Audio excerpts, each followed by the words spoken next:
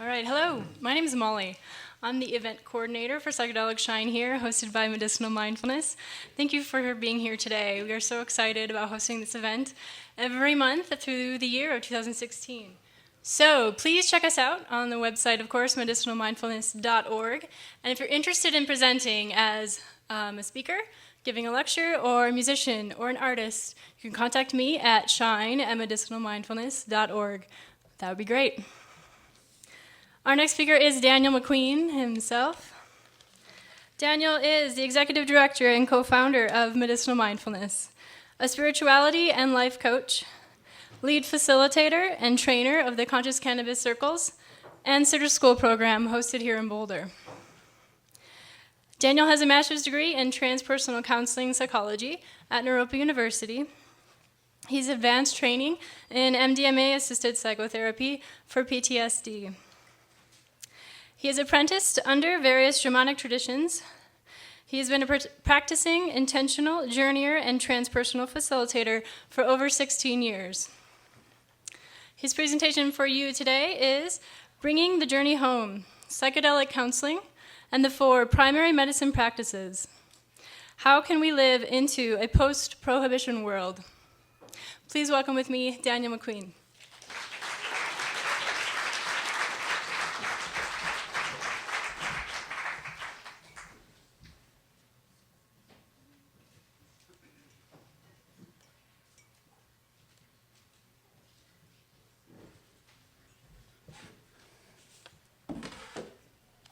Thank you. Well, James, you're right. That was a hard act to follow. Thank you for opening the space. And so one of the things that we're learning about these experiences is that a lot more is going on than just what we're doing here. There's a lot of underlying or invisible influences that we're trying to run through our systems to bring about this change. It's not just a physical process, right? So to answer the question of like, what do we need to do to go from A to B? And the answer is this: we need to keep meeting. We need to keep showing up.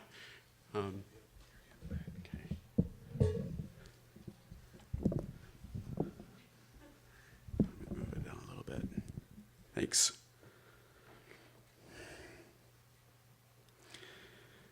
So while James spoke from a context of connecting with non-medicine or mainstream folks about the importance of cognitive liberty and why psychedelics and cannabis use matters, I'd like to speak primarily to the medicine people here today, to issues that might be important to us as a community and in a way that doesn't try to make sense from a mainstream perspective. And I think this way I'll have a little more freedom in how I speak about these topics. And most importantly, this means I am speaking from a transpersonal context. I believe these perspectives have gotten a little lost when attempting to relate these experiences to our larger culture. And so this is for us, right? And we've created these events as We've created this event and are inspired to work with psychedelics and cannabis because we sincerely believe these medicines are going to help us heal this planet. The cultural, global, and deep psychological problems that we're facing today, ecological problems. It isn't hard to find evidence that something is going terribly wrong here and that we don't have all the time in the world to fix things. People talk about psychedelics being a shortcut. Maybe that's a good thing in this context, right? And I'm doing this work because of my children. I would rather take a chance and try to actively live into a future where psychedelics and cannabis are used openly to help us resolve some of these problems than to play it safe, not say anything, and hope it all works out. I don't think that's the way forward for us or for the larger community. And this is what Psychedelic Shine is all about. It was as if we were being guided, and I mean that in every transpersonal context you can imagine, from profound synchronicities, help that came along the way out of the blue from friends, even the image of the cup with the S swirl coming out of it appeared about 6 months before we had the idea of this event, right? It's like, when I saw it, it's like, what is that S there for? You know, it's for Psychedelic Shine. So what if we can trust this process? What if we keep showing up in these containers to see what happens, right? So I want to tell you about something, but I need to bring out a few concepts before I do. This is some of the work that we're doing with our program, Medicinal Mindfulness. And the first is a concept I call set, setting, and skill. And what this is a step beyond what is well known in the psychedelic community of the important concept of set and setting. That's a super important concept, and it's revolutionized the work through these last 50 years. But what we've seen is that it's minimized the purpose of actually having skill sets to develop an internal practice in the work. So people show up in the right setting with the right mindset and expect to have as good of an experience as they can have. But when you have someone like James coming into a session like that require, for a specific reason, like heal PTSD, there are certain techniques and skill sets that you can develop as a practitioner that will support these processes. So we would like to bring skill set back into as a primary importance. What it does is it takes the journeyer out of the passenger seat and squarely puts them into the pilot seat. And this is a very different experience. So I'd like to propose, in this context, that we speak about setting, and skill moving forward. If we can include that into the conversation, I feel like that would add a lot of energy and power and potential to all of our use. And this leads us to the concept of a journey or voyage, not through the material world, but through a terrain of potential. Medicinal mindfulness and psychedelic shine, in a sense, are excursions, little expedition journeys of living into the possibility of a post-prohibition future. And by developing programs that support the legal use of these medicines in the present, right? This is what we're doing here. This is why we're here today and what we're doing with our program. We want to think of these as like grouping together these imaginal cells. This idea of transforming from a caterpillar through the cocoon process into a butterfly. It's time for us to clump together. And so all of this, me being up here, the musicians showing up to play, is just an excuse for all of you to show up in the same place and meet each other. So I have an ulterior motive. So I want you to introduce yourselves, get to know each other, and hang out after the presentations. It's important to shift from the individual journey to the group journey experience, and from inner transpersonal space to journeys in the material world. I call this the act of transformational manifestation. And what I'm finding is the very act of trying to create something in the world can be even more transformational, even more evocative than any psychedelic experience you can have. And I don't have time to share my own process of this experience, or James being in his process, and everybody else that has shown up, the musicians even, the live painter. We've all been, all of the volunteers, we've all been in these different processes to prepare for this particular event with you. And we hope that that translates and opens up a process for you as well. And it might be true that we need each other in this new terrain, that deep waters require bigger ships, and us working together.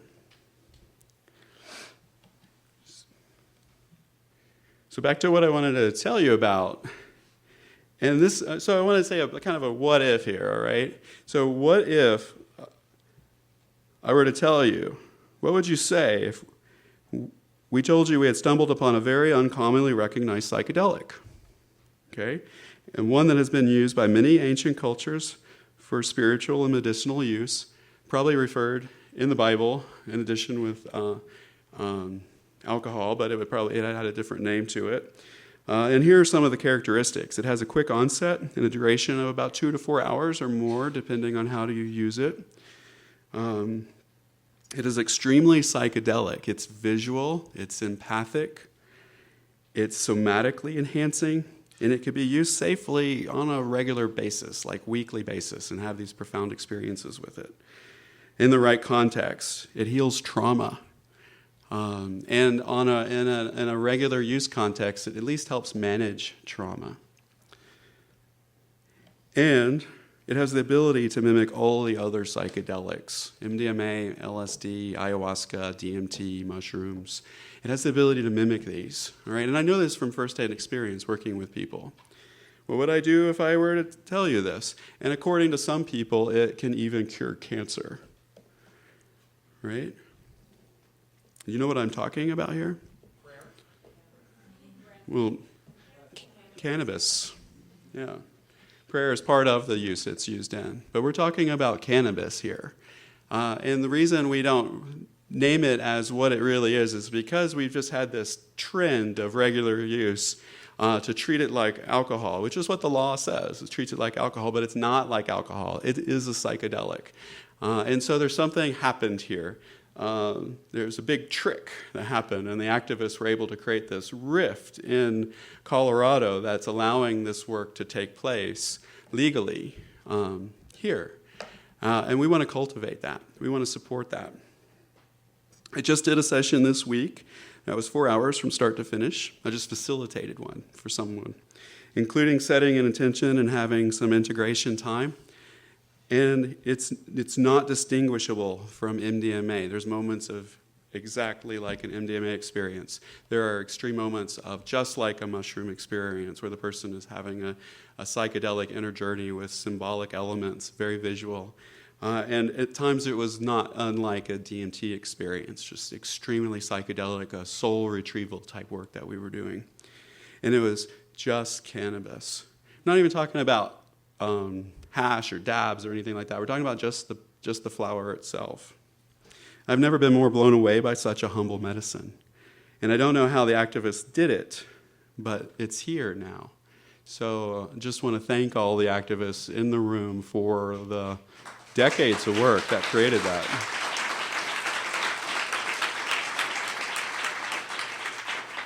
So this little alchemical chart here, I saw Torsten Passy speak at one of the early MAPS conferences. I can't remember which one it was. He's this medical doctor from Austria, and he described LSD and MDMA as the king and queen of psychedelics. And I heard the alchemical reference right there, the king and queen, the intellectual, the cognitive, and the emotional, imaginal, right? The sun and the moon, gold and silver.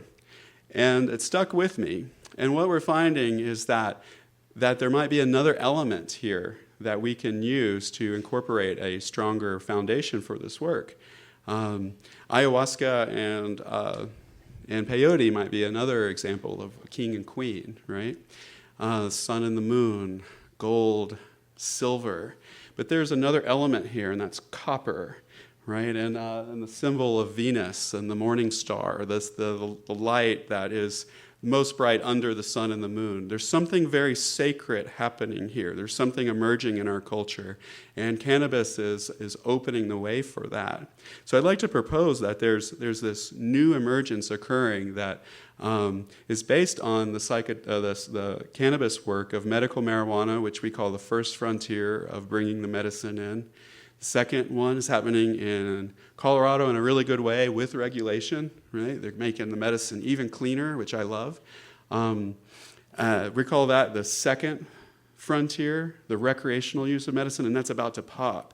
What we're finding is that there's this third frontier that we're exploring, and there are others doing it. This isn't unique, but maybe our image of it is unique, and that's this third frontier of the psycho-spiritual use of cannabis. What if we could use this medicine to support healing and awakening like we could with everything else, with the MDMA, with the LSD? What we have been doing is working quietly over the last 2 years, experimenting with group psychedelic experiences using cannabis, hundreds of people, and they are commonly reporting their experiences being one of the most psychedelic journeys they have ever had.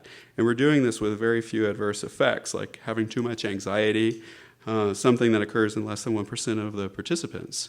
We're creating a training program to train competent sitters and guides to use cannabis for healing purposes.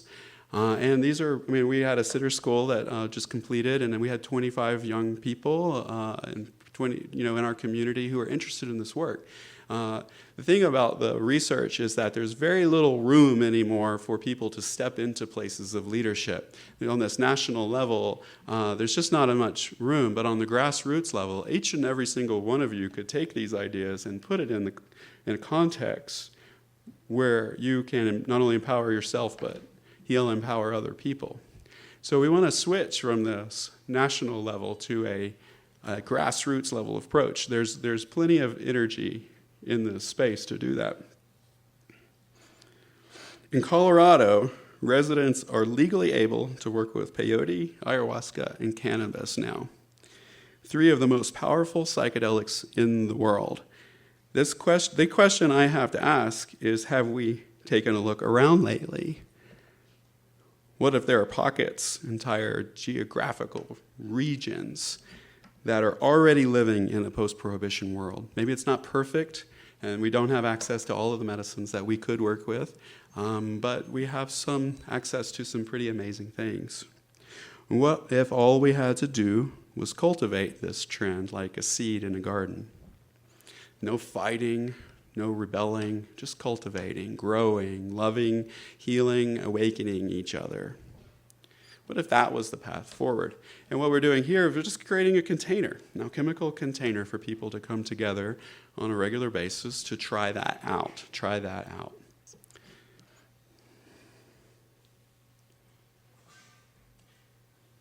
So a friend of mine teased me when we're starting to do our breathwork program at the Avalon Ballroom. I don't know if you can see it here at the bottom of the Grateful Dead poster.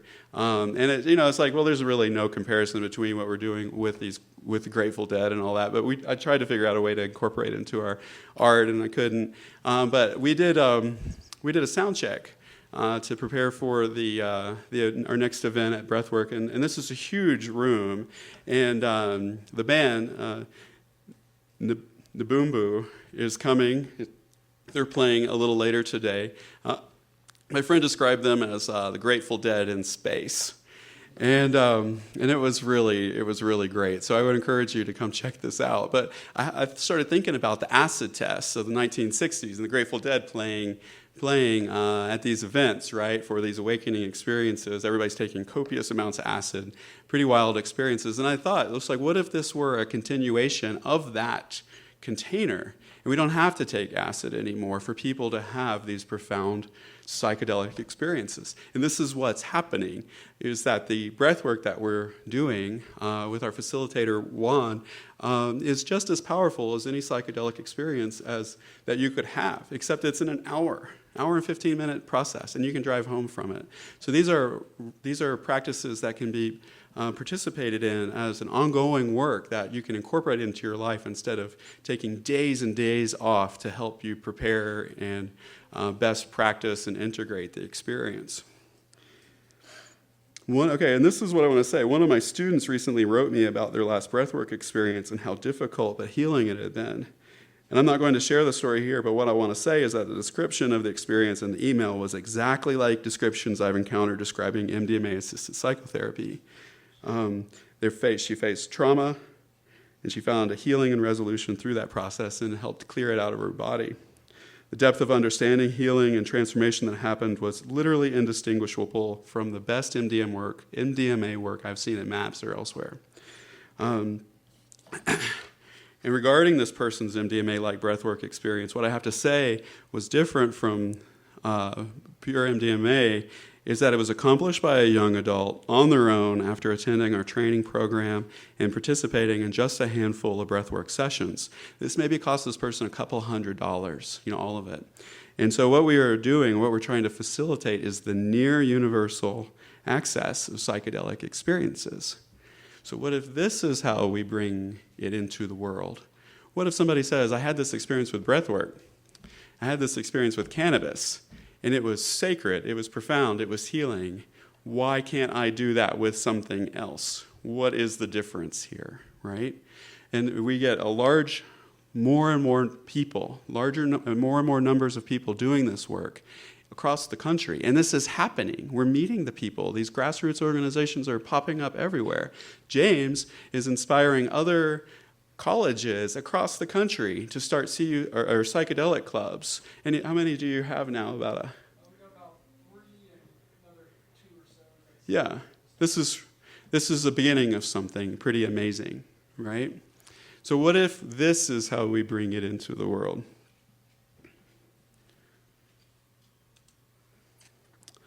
So here's a wild fact, and people sometimes wonder if we're promoting drugs. I get a lot of flack from people. I consider it almost a form of like a cognitive dissonance. People attack us in really weird ways, and it's not very super rational. But this is a decent question to ask. Are we promoting drugs? Is what we're doing promoting people to use drugs more drugs. And what we're finding, and I'm not a researcher, so I don't keep the numbers. I'm going to probably have a volunteer at some point who's interested in the research side, like actually start keeping numbers for us.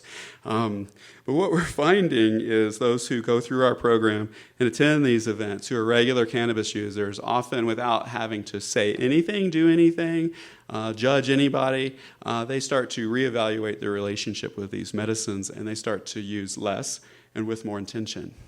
Right? There's often really significant reasons why someone is smoking on a regular basis. It's probably, sometimes significant trauma. And let's thank this plant for giving them some relief,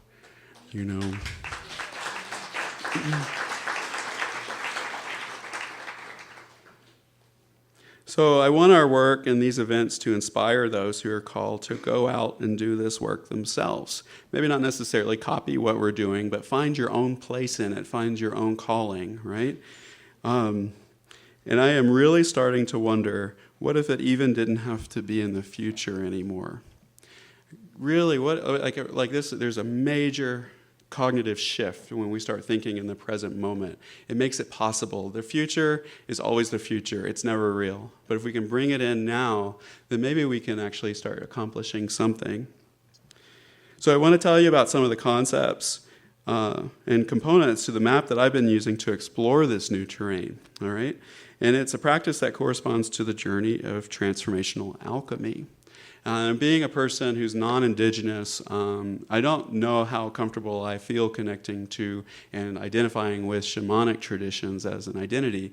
But what I do feel comfortable with is connecting to the alchemical traditions. I mean, it's very European. And this was a tradition that has gone through from the beginning of Egyptian culture and spread across the world. And one of the expressions was the medieval and European alchemist. And what I'm finding is there's a direct correlation between that and the 7 directions of the Native American teachings, and of how we as a community are using these medicines. Alchemy isn't just a spiritual practice, but equally concerns itself with the material world. And the alchemists believed that everything was a reflection of everything else, and that the material world was a reflection of the spiritual, and vice versa.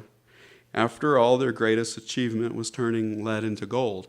And this could be viewed as a metaphor or literally, depending on your belief system. I haven't seen that happen yet, but I have seen the energy of gold and abundance come in and transform experiences in a very magical way.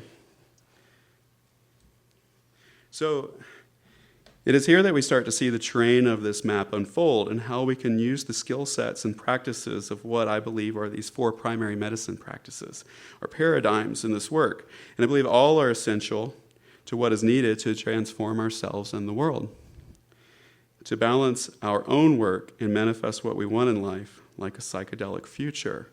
In addition to the alchemical process being embedded in this model, it corresponds to indigenous teachings. So we have these 4 primary areas, and if you look on your little program guide, there's a little circle there that says cognitive, psychological, spiritual, and creative play. And these correspond to the ways people use psychedelic medicines. So you can look at it as an orientation. What's your primary orientation? So MAPS would be an example of a research orientation that spreads from there to explore other topics. Right, Aya circles and things might be more of a religious or Eastern orientation. Celebration, creativity, and play. We have an artist right here. The festival scene would be a great example of that. And then the MDMA-assisted psychotherapy for the treatment of PTSD is a great example of the psychological perspective. Each direction, though, has a shadow or negative aspect that is literally created by its positive aspect. And it's important to integrate these practices together to balance them out. For example, the shadow of the South, represented by creativity, celebration, and play, wild spontaneity, honoring the body, the wisdom of the body and pleasure, the raves and festivals and parties. The shadow is unsafe and overuse, right? Impulsivity and the lack of appropriate boundaries. This sometimes causes serious and life-threatening problems, right? This shadow is what many of us, not me or some of us in here, would judgmentally call recreational use. There's an equal place for recreational use in these models. It just has to be used with intention, a little bit more skill.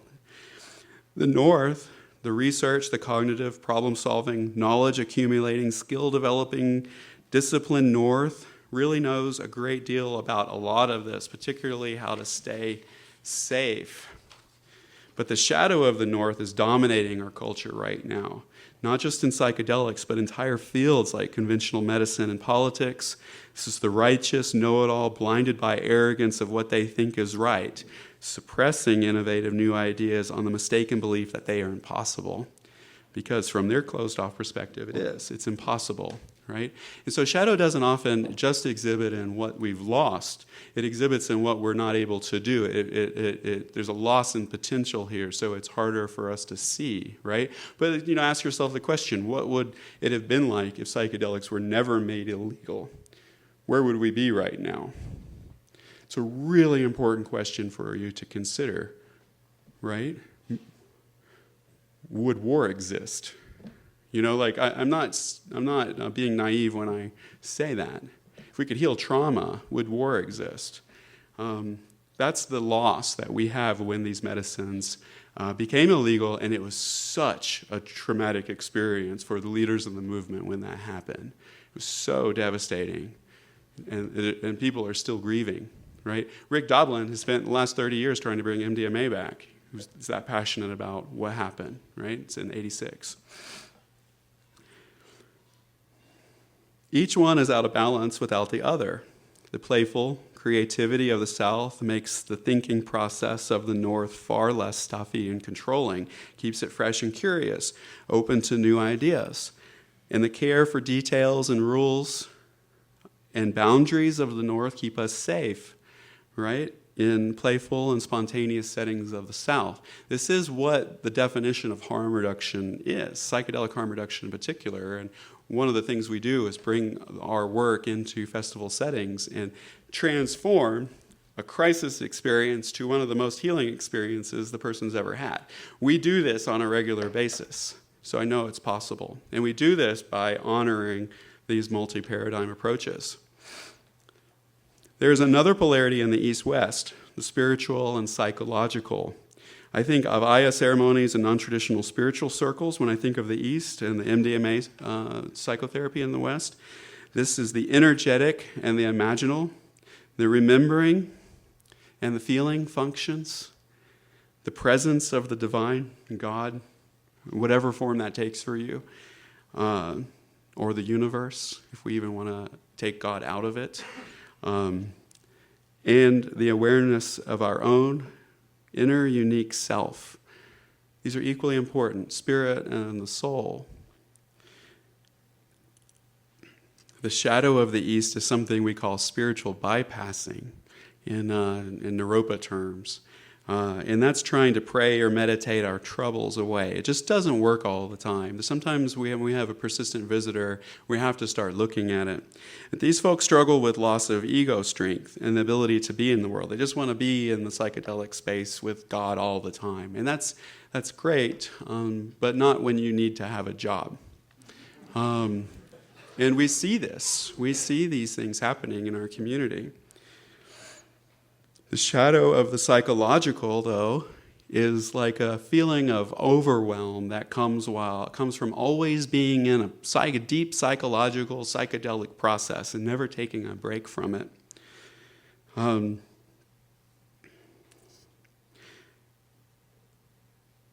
It's never taking a break from the inner turmoil evoked by these medicines, right? They're supposed to be evocative, but not all the time. It's okay to take a break from this process. And it's like a trap, always feeling like you're making significant amount of progress in your experience, in your ongoing life journey process, but never getting over the pain and drama, right?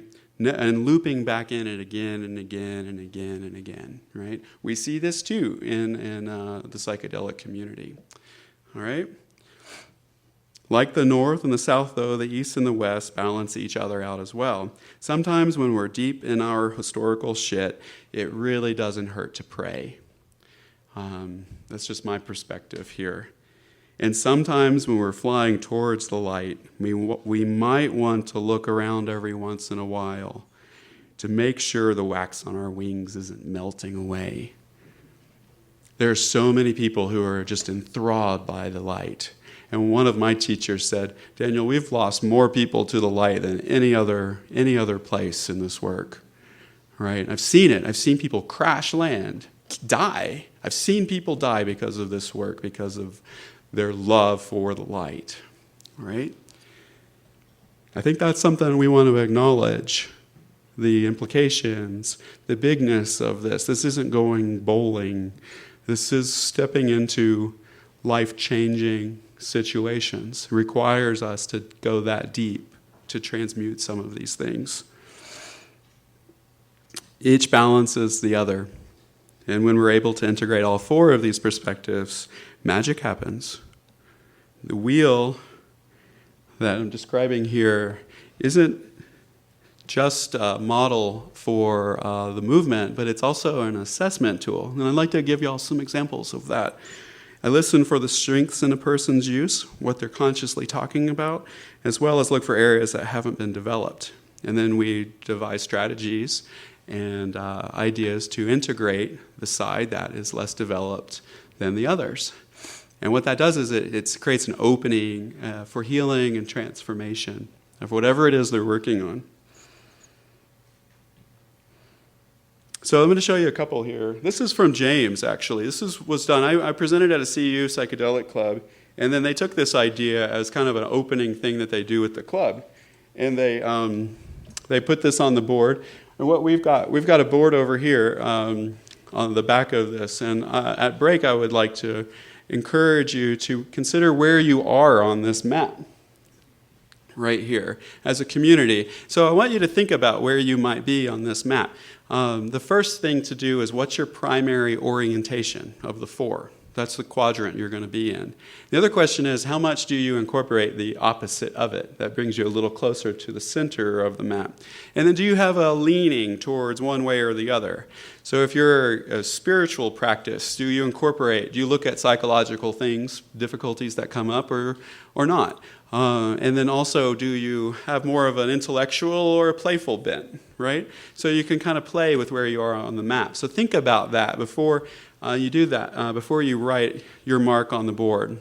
I don't know what it will look like with this number of people, but maybe there will be an underlying trend that comes out.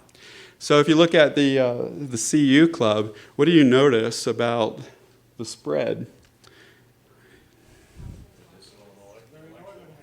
Yeah, very northern heavy. It's very top heavy, right?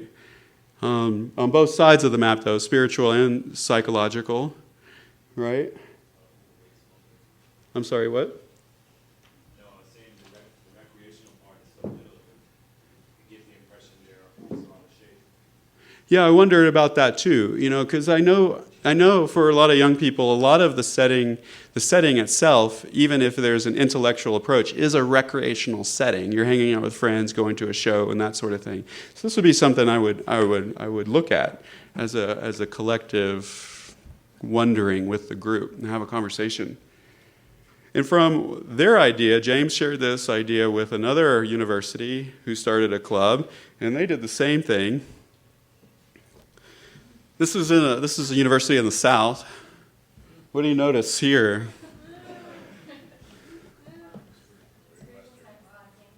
Spiritual side is a little bit lacking. Yeah, pretty much gone. So, but what this tells me as a person who is a facilitator and things is that there's probably a lot of religious trauma in this community. I am dead serious. I grew up in the South as well, and there's very specific things of right and wrong, and a very specific way that religion is supposed to look. There's pretty much one with a few variations of Christianity, and that's fine. It's just not for everyone. So that's what this is telling me, is that there's probably a deep longing in this particular community for spiritual experiences, but it's not safe to talk about it. So that's where I would be curious about this particular group.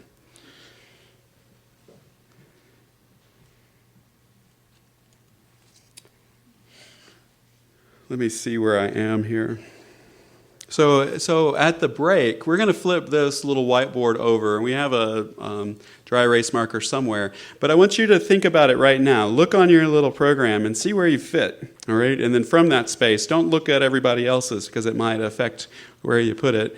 Put it on the thing. We'll take a picture of it and share it with people as a trend of this. And I'd like to say also that the center of this map is a nice ideal to aspire to. It's not something that's easy, and we're not all of us doing it, right? So it's okay not to be at the center of the map. It wouldn't really be helpful for us if we all did that, to look at that. The most balanced and transformational psychedelic experience I have personally had was this last May, and it was my first peyote journey with Chris Long of the Singing Stone Native American Church, and he'll be here in March to present and to sing some peyote songs with his people.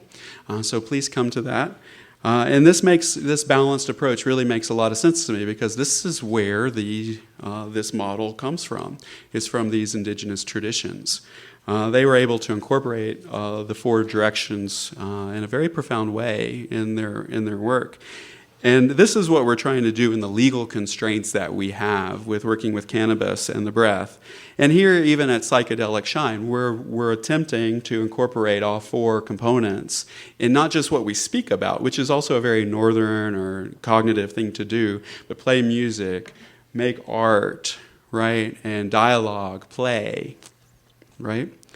And what we're seeing is that this fusion creates an entry point into both healing old trauma, as well as cultivating who we truly are and what we want to do with our lives.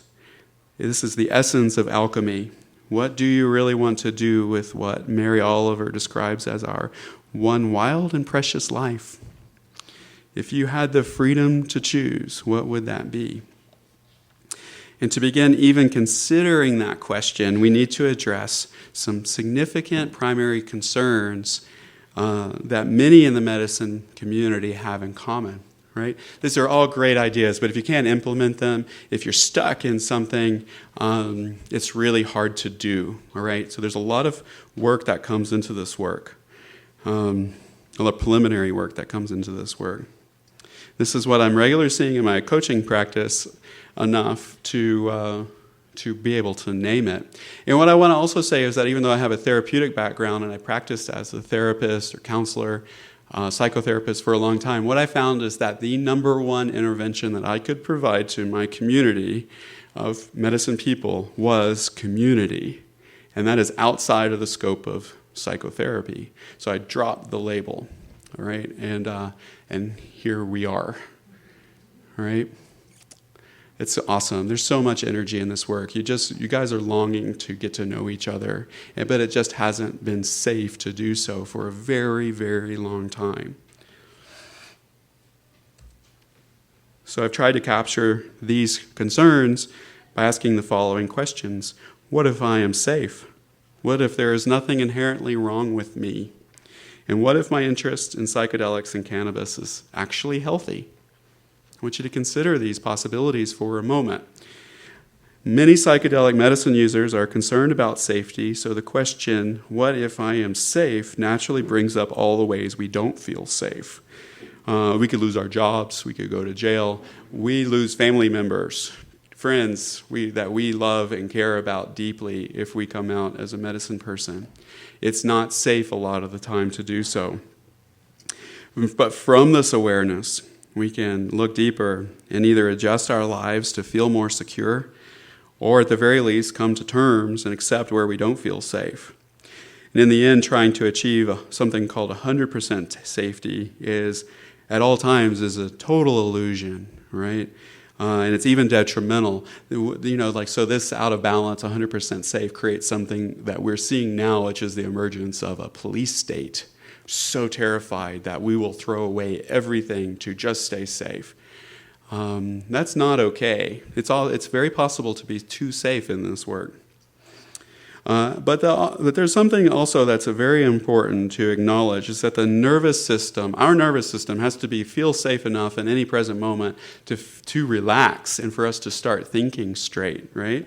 Let alone fully relax into these profound psychedelic experiences. You're just not going to go super far if you don't feel safe. You're going to sit up, try to run away. This happens all the time, when you can't escape these experiences. There's also that transpersonal space that many of us in this room have encountered more than once, which is no matter what happens, no matter where we are in life, no matter what we're experiencing, even if it's severe, life-threatening in ourselves or another, that all is well, that we are held by something profoundly supportive and cares about us deeply, right? So there's that space of feeling safe. The question, what if there's nothing inherently wrong with me, naturally brings up all the ways we see ourselves as completely fucked up, batshit crazy, right? There's a lot of this in our community, and we've been hit with this shit all our lives. It allows us, though, when we acknowledge all these ways, to start to address the infused shame that has been dumped on us our entire lives for simply being very, very different than most of the people around us, all right? And this isn't just a psychedelic phenomenon, It is the acceptance of our flaws and faults, because we believe underneath all of that we are inherently okay, which allows us the strength and courage to find their gifts and transform them. And this leads us to our last question, clearing the judgment of our particular interest in explorations. Equating this interest to addiction is just one example of the misunderstandings we face and struggle. And even if this is a legitimate concern in some circumstances, many of us rightly refuse to be put in this category of pathology. All drug use is bad. If you use drugs, you're an addict. It just doesn't make sense in our context most of the time, right? It does happen, but generally speaking, psychedelics aren't addictive in the same ways as heroin or caffeine or sugar or alcohol is, right? Equally legitimate is the idea that it's healthy to want to explore this topic. What if in reality your interest in psychedelics and exploring altered states was no more controversial than dentistry or dancing, right? When I was a child, I wanted to be an astronaut and a garbage man. And my mom steered me away from the astronaut to the garbage man because she figured it was a phase and it was a little safer for her child to go into that profession. Right? So, even there's these funny little judgments that we have culturally. It's just a big one when it comes with psychedelics. The thing about callings is that they come out in unusual ways and isn't, in the end, a guide, an inner astronaut, and a psychic garbage man for people. Right? You can't escape it, so why fight it? The truth is, we have to do a lot of preliminary work to begin to know, let alone step into what we really want. But while that is true, inner journey work can provide some pretty significant insights into what that big dream might actually look like. Exploring these questions, the ones up here, might actually be an interesting intention for your next psychedelic experience. What might come of that, right? You'd face a lot of demons and become a warrior in the process. What I'm seeing again and again in my office and in the circles that we're doing and the communities we're creating is that once these three preliminary conditions are getting met to an adequate degree, one naturally starts to consider a fourth what if. I would have never worded it in this way before these events, but it is quite accurate. And as far as I can tell, we are all beginning to ask this question in our own ways. And to explore this fourth what if, I'd like us to do a sort of thought experiment. So instead of just talking about it, right, we're going to step into one of the quadrants, maybe the east-west paradigm. And I'd like to guide you through a very short contemplative meditation. Okay? If you would like to try this, please close your eyes now and allow yourself to center your energy and connect with your breath. It's completely optional.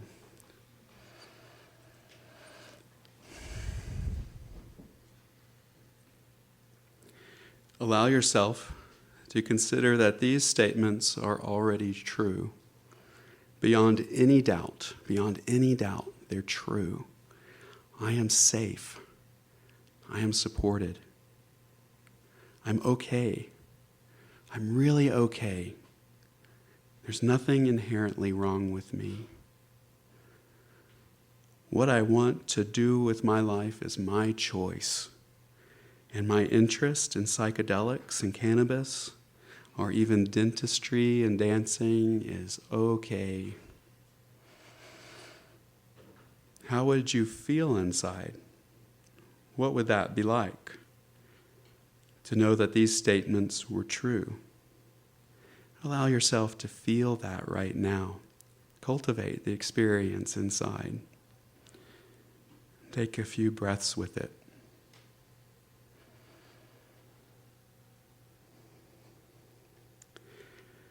Begin to allow an image to emerge gently from the space. It might be a deep knowing or a gentle wondering, a symbol or a flash of insight. And a fourth question begins to arise, a fourth possibility. What if I can shine?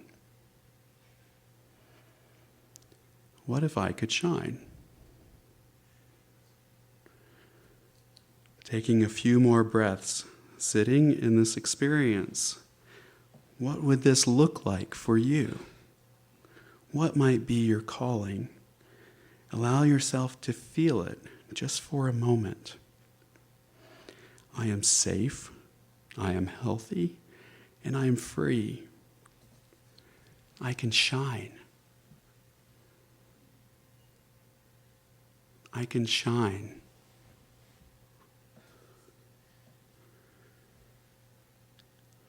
Begin to bring this image back now with you, with each breath, becoming more aware of your surroundings. Feel your body, your feet, and when ready, slowly begin to return your attention to the room, taking your time.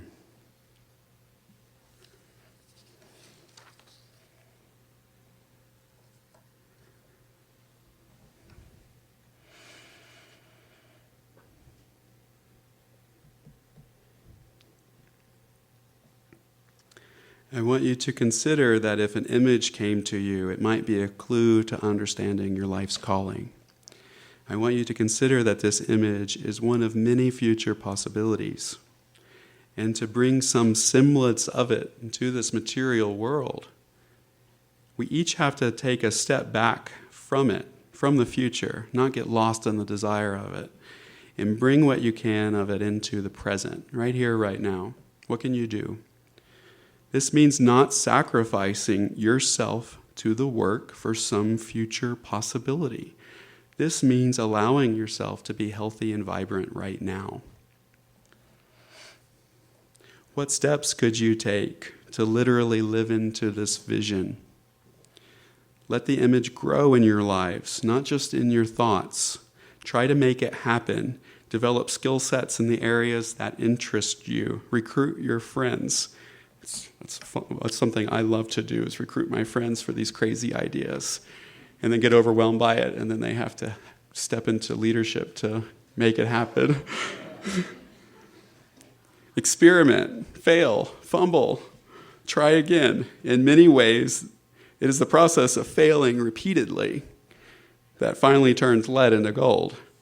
We learn something essential along the way.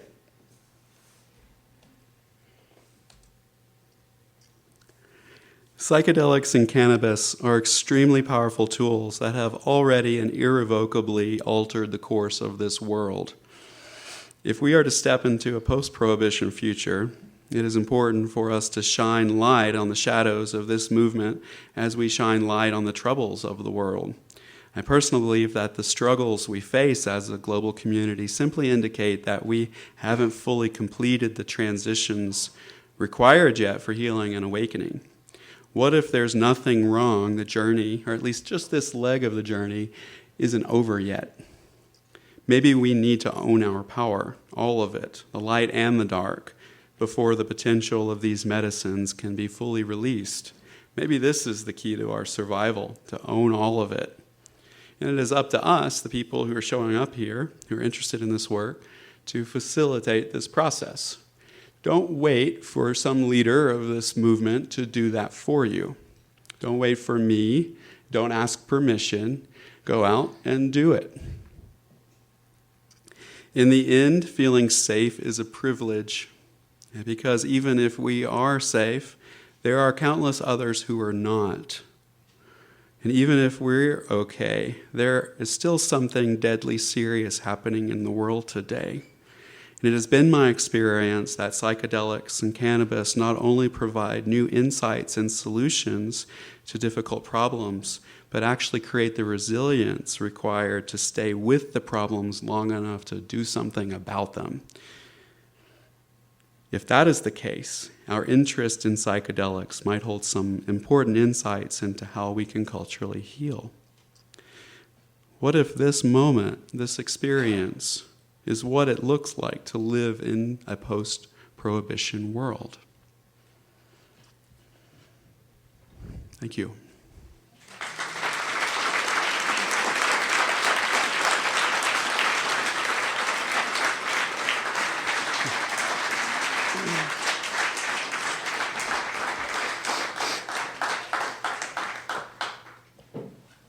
So if anybody has any questions, we're going to have a few minutes for questions, and then Molly will come up to make some announcements, and then we're going to take a break for the band to come up and get ready. Yeah. What I'm understanding is that groups like this are looking to create, like what you're saying, that third wave, a space for people who are looking to explore the consciousness of psychedelics and cannabis being okay with their lives. My question is, do you think for people who, I'll say for myself, who've always felt like I've always been okay with it from an early age, and I've lived it my life, looking at that diagram, I fit in all places. I never felt it was something that I was using for a period or for a certain aspect. It was always like breath.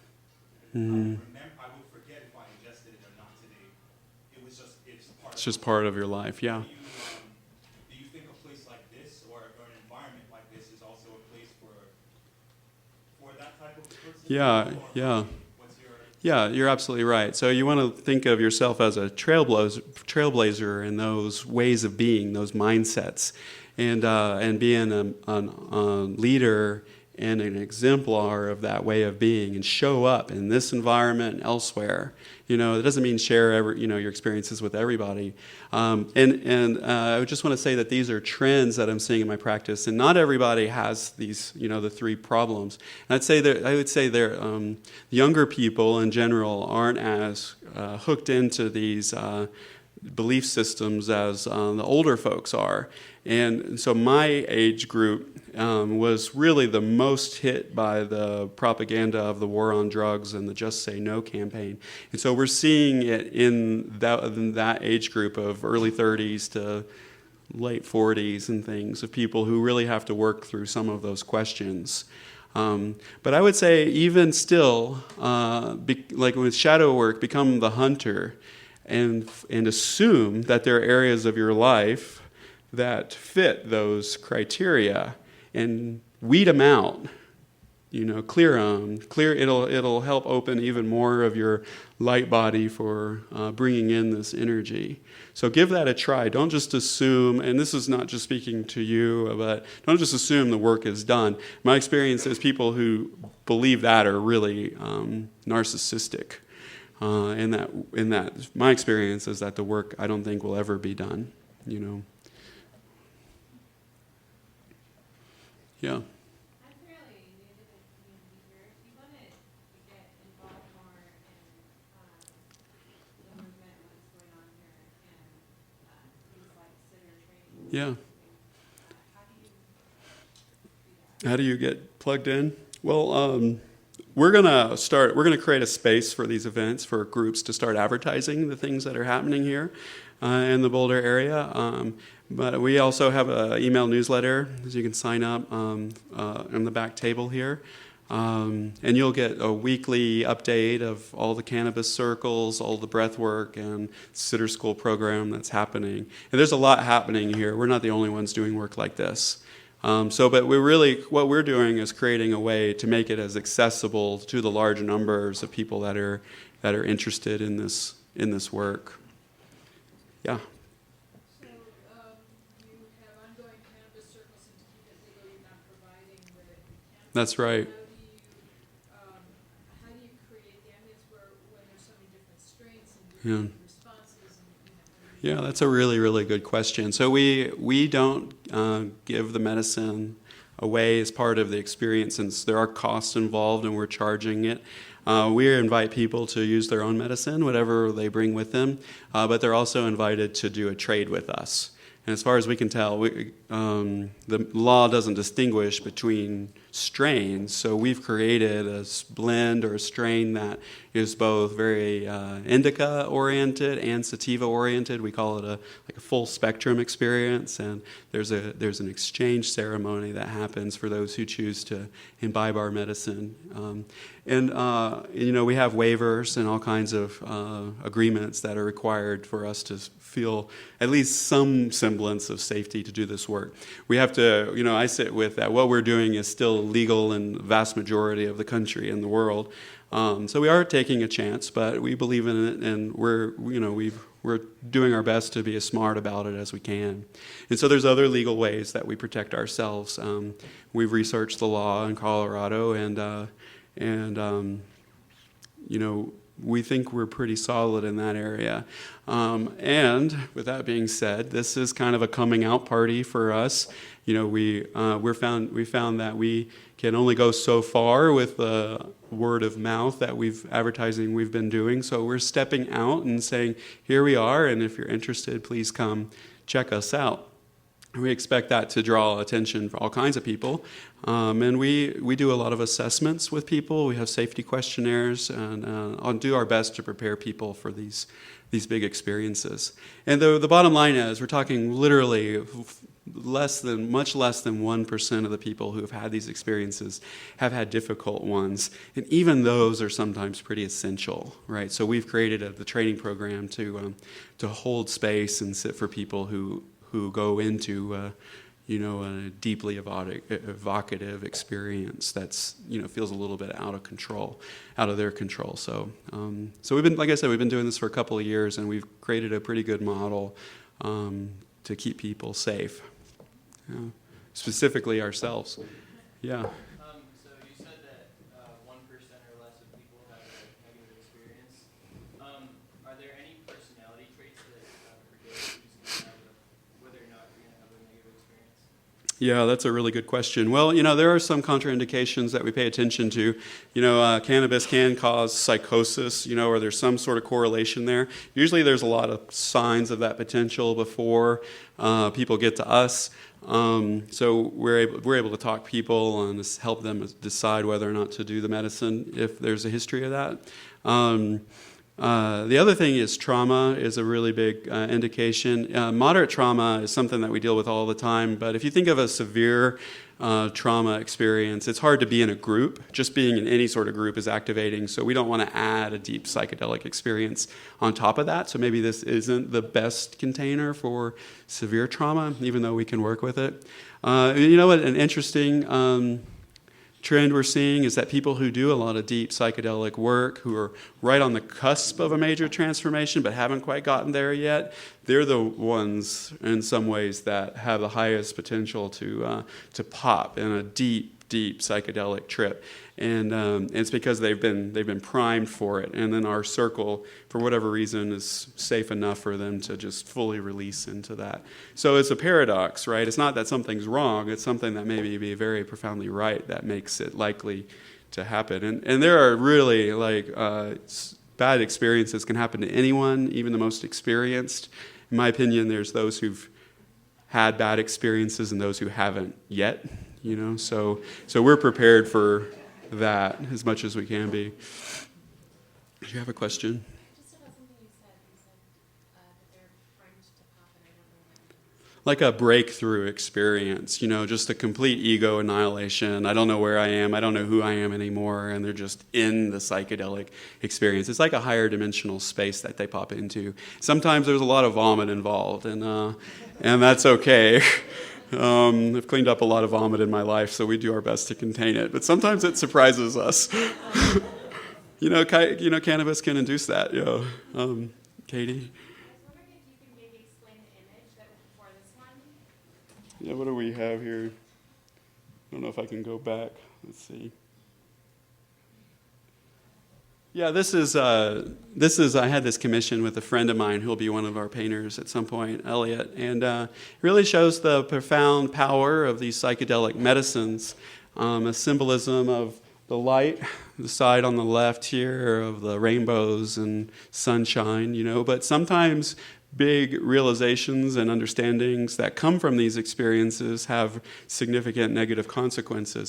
So my favorite example is, if that's true, that LSD helped inspire the scientists to discover the structure of DNA, for example. Like, think of what came out of just that discovery, right? We have GMOs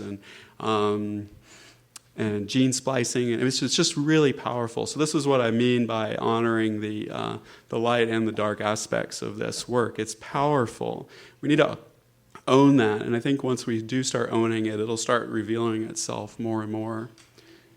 Albert Einstein is a good example. I don't think he was he was using any drugs, but he had just a natural capacity to step into these higher dimensional states, and the atomic bomb came out of that, right? This is world-impacting work we're doing. Yeah. I have one more question. I'm curious if you're not. You talked about the downshift of LSD, when you peak and then the descent, and I know people have more issues with that, and more insight with that. Like after the experience, there's a hard time, sure.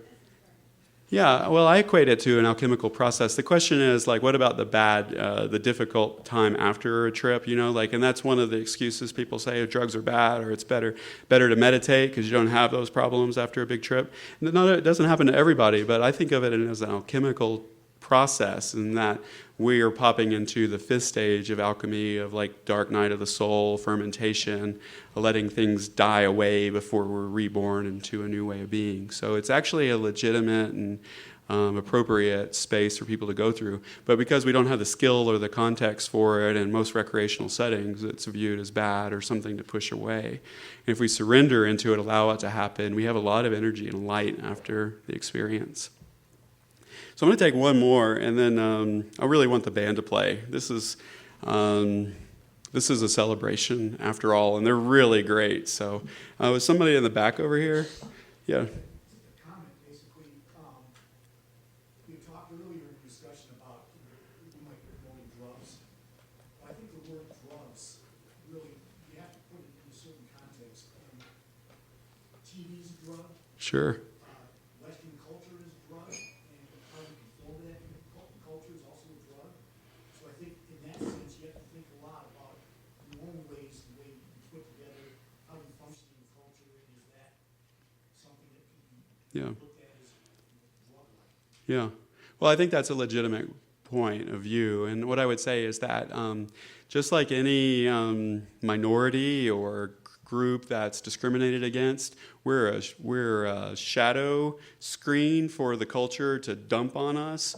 And so we're the ones that are using drugs, when in reality, sugar kills more people than all illicit drugs combined, right? And then there's caffeine, and like you said, TV is a drug with programmable content, right?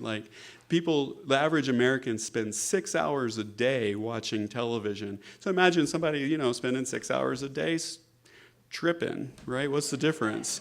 Really, put that in context. And this last time, this last Christmas, I really saw our culture as both addicted and psychotic. And so maybe we're the sane ones here, and that's kind of scary, So thank you very much.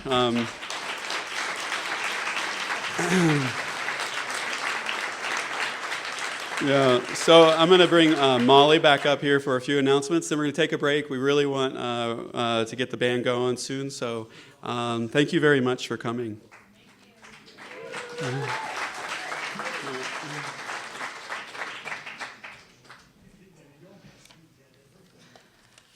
All right. Thank you, Daniel, so much. It's my pleasure to be here, and in general, our intention at Psychedelic Shine is to have an ongoing opportunity for the members of our community to celebrate and to share innovative ideas and programs, not just for ourselves, but in an opportunity to actually heal the world. Our next Psychedelic Shine event is on Valentine's Day. For all you lovers out there, on February 14th, the title will be I Heart MDMA. So we plan to provide you with some interesting information to support the safe and sacred use of this very healing and powerful medicine. Many people here have been deeply moved, healed, and changed by this medicine. I'll include myself in that. And both in research and on our personal experiences. So what we hope to do is to gather together and make a shared contribution. So we would love for you to anonymously provide some love letters that are addressed to MDMA. You can address the letter to MDMA, Molly, ecstasy, Adam, etc. And email Molly at medicinalmindfulness.org. You can also mail to our home address, which is on some of the pamphlets that are over at the sponsorship table as well. We really look forward to the rest of this year monthly, so please join us. Coming up also, Daniel mentioned in March, is the topic of peyote. Of course, in April, cannabis. And in May, we're really excited to announce that Rick Strassman will be coming to discuss his research and amazing knowledge on DMT. Let's take a moment to really thank all of the volunteers that are here today. Without them, this wouldn't be happening, so round of applause. Thank you so much.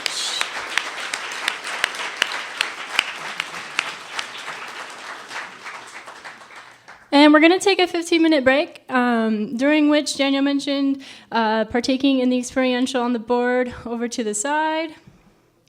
Also, check out some of the information over at the table about the upcoming Medicinal Mindfulness events, including Breathwork series.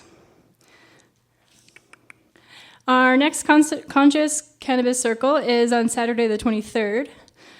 The next large-scale community breathwork is at the Avalon Ballroom on Tuesday the 26th. If you haven't already, the sign-up sheet's coming around for newsletter sign-up, so you can get all the information on email, and it's nice and easy. Take some time, check out the work over here to my right, our lovely live painter today, Lisa Naveau. We're really happy to have her.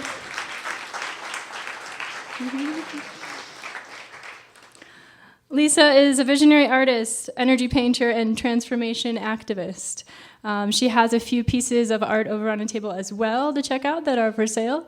And did you decide on a name yet for your lovely fairy? Or we'll just say she's the fairy of the night. Mary Jane, great. Mary Jane is here to greet you as well. All right, awesome. Great. On your break, check out plenty of the things that are offered. Yep. Yes. Thank you. Including Shine's special elixir potions, drinks, and happy hour menu that is available till 6. So support Shine because they're supporting us for being here today, and that would be excellent.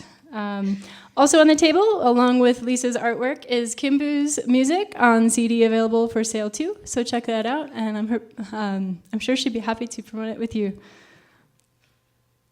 After the break, come on back and join us and listen to Nabumbu play live on the stage. Thank you so much for being here. It's a pleasure for me to be in the spotlight and weird. So